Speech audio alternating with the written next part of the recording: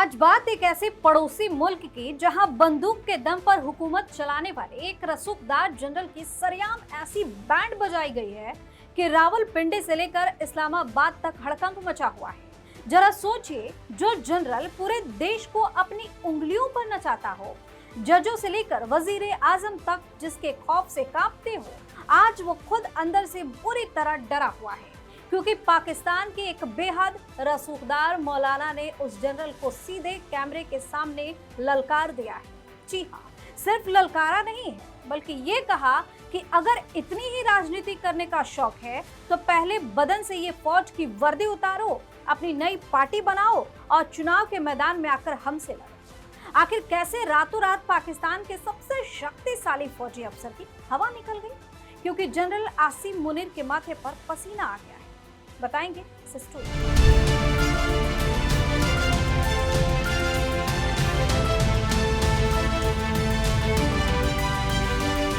नमस्कार, VK news देख रहे हैं और मैं हूं आपके साथ दिव्या सिंह। पाकिस्तान की सियासत में इस वक्त भूचाल आ चुका है और वहां के सबसे ताकतवर शख्स यानी सेना प्रमुख फील्ड मार्शल आसिम मुनीर के पैरों तले जमीन खिसक गई है, माथे पर पसीना है।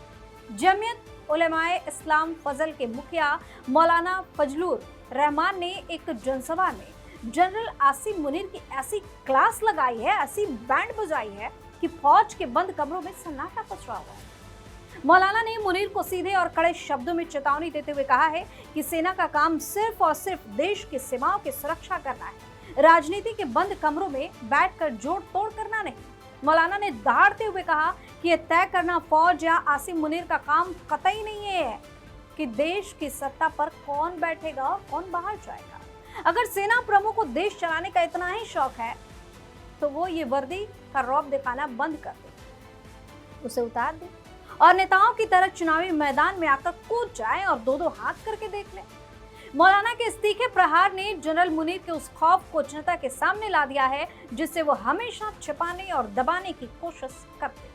आसिम मुनीर अंदर से इस कदर डरे और बौखलाए हुए हैं कि आतंकवाद से निपटने के नाम पर अब वो आम नागरिकों के हाथों में हथियार थमाने की बात कर रहे हैं। लेकिन मौलाना ने जनरल के इस प्लान की भी धज्जियां उड़ा दी है। मौलाना ने साफ लफ्जों में कहा कि वे किसी भी कीमत पर आम लोगों को हथियार बंद नहीं होने देंगे और ना ही कोई मिलिशिया बनाएंगे।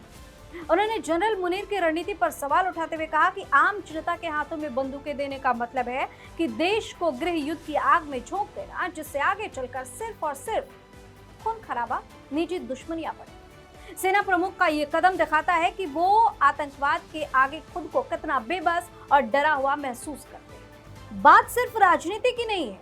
मौलाना ने बलूचिस्तान और पश्तून इलाकों का सच बयां करके आसिम मुनीर की पूरी दुनिया के सामने फजीयत करवा दी। मौलाना ने दावा किया कि बलूचिस्तान के एक बहुत बड़े हिस्से पर अब पाकिस्तान सरकार और उसकी फौज का कोई कंट्रोल नहीं रह गया है।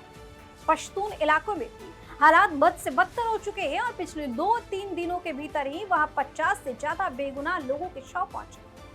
मौलाना ने आरोप लगाया कि मुनीर की नाक के नीचे लोग खुद को असुरक्षित महसूस कर रहे हैं। मासूम बच्चे डर के मारे स्कूल नहीं जा रहे, घरों में कैद हो गए और गरीब मजदूर रोटी रोजी के लिए घर से बाहर निकलने से कतरा रहा है। हालात इतने बिगड़ चुके हैं कि लोगों के पास अब सिर्फ अपने अपनों के लिए कफन खरीदने और उन्हें दफनाने के अलावा कोई काम नहीं बचा। फौज की इस किरकिरी के बीच आग में घी डालने का काम पाकिस्तान सरकार के उस फैसले ने किया जिसके तहत आसिम मुनीर को देश की बढ़ती आबादी से जुड़े मुद्दे को संभालने वाली एक नागरिक समिति में शामिल कर दिया गया।